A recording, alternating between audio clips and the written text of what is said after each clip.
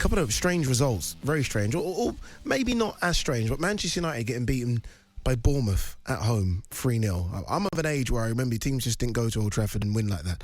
You didn't, especially teams like Bournemouth. What do you make of what's going on at Old Trafford right now? Well, as I said just moments ago, it's just, where is the consistency there between the performances? Now, Manchester United is always a place where consistently it's difficult. Yeah. And I think it's 7 games they've lost now, which is amazing. After only 16. Yeah. Fortunately, they haven't drawn any. And they have 9 wins, and I can definitely vouch, because Man United fans have been on air. Some of the wins have been real scrapes, to sort of get there. But that was a comprehensive victory, and I cannot remember. And I'm talking about not Alex Ferguson's time, because it never happened, I don't think, but certainly in the managers that followed him, David Moyes being the first one, a stadium as empty as that Old Trafford looked yesterday at the end, when that fourth disallowed goal, which we all see on the TV, got chalked off. There was hardly anybody there, and that is just so unusual at Manchester United. So I don't think things are happy there. And I was just looking at the Champions League this week. They've got their big game Tuesday.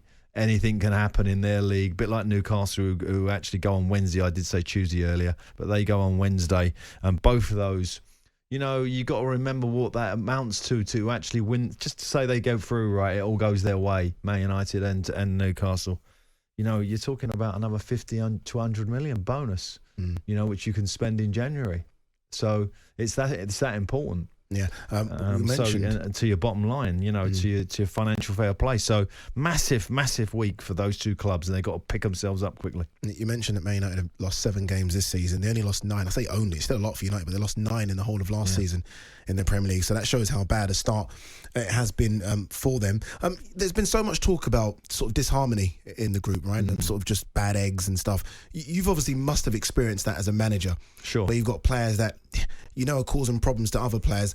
How difficult is that to deal with? Like, what's Erik Ten Hag going through right now? Well, there's, in my career, I can only think of a few players that I've had to, take away from the training group, and they've had to train on their own or train with the reserves. You can't train on their own, but they can for a small period, and then they have to play with a group. They have to be in a group. Yeah. So they usually go with the under-21s, and that's usually because the group have have decided he's not right. You know what I mean? He's too late. It's too ridiculous. Bending too many rules, or he's done something really offhand. And I'm not going to go into those situations. But certainly with Sancho, something's gone on between him and the manager where it looks like there's no comeback. Yeah. So you have this situation of a player who's probably well liked by some of the players. And when you don't win, they become a powerful voice. When you're winning games week in, week out, they can train with the under-21s. They ain't really causing too much problems. But they start causing more problems when you're not winning. And their voice grows.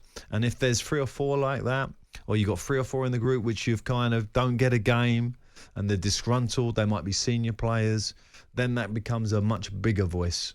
Now, I don't know, because only those who are in party to that training ground know. Forget all about you boys in the media, guessing, speculating, there's bad eggs and all that.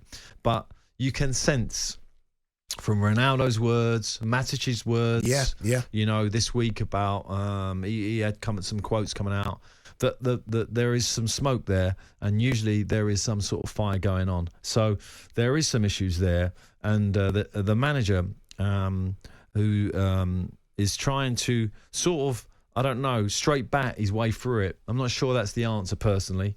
I don't know if he needs to throw a bit more personality at these questions and start sort of showing a bit of, okay, it's not perfect, instead of just straight batting everything away. Oh, everything's fine, everyone's fighting together, we're all in the group, we're all going well. Yeah, that seems to be his party line whenever he gets a win. And when he doesn't win, then we're back to the drawing. We go back to the training ground and we've got to get the process better, etc., etc.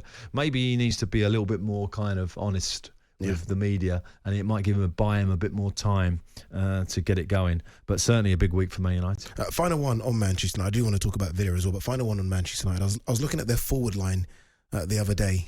So Anthony, in terms of the goals they've scored in the Premier League, so not assist or the pre-assist who people like to talk about now, just goals. Anthony, none. Højlund, none. Marcus Rashford, 2. One of those was a penalty. Martial, 1. Garnacho, 1. That fantastic goal against Everton. That's their forward line. It's really worrying. I mean, Højlund is a massive problem, isn't it, at the moment?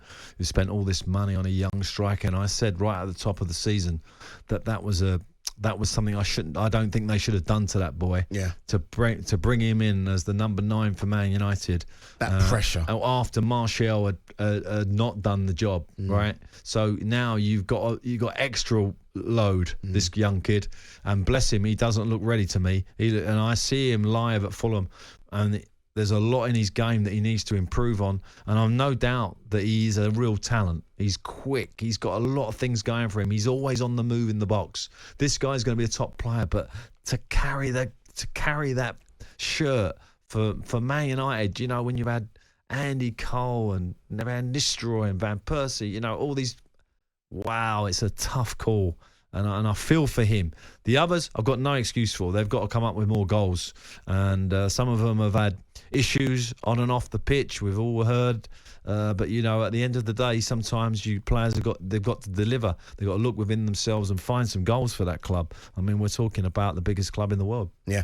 Well done as well to Andoni Iraola, who's obviously completely turned around Bournemouth's fortunes as well. Dominic Solanke getting in the goals as well. Congratulations.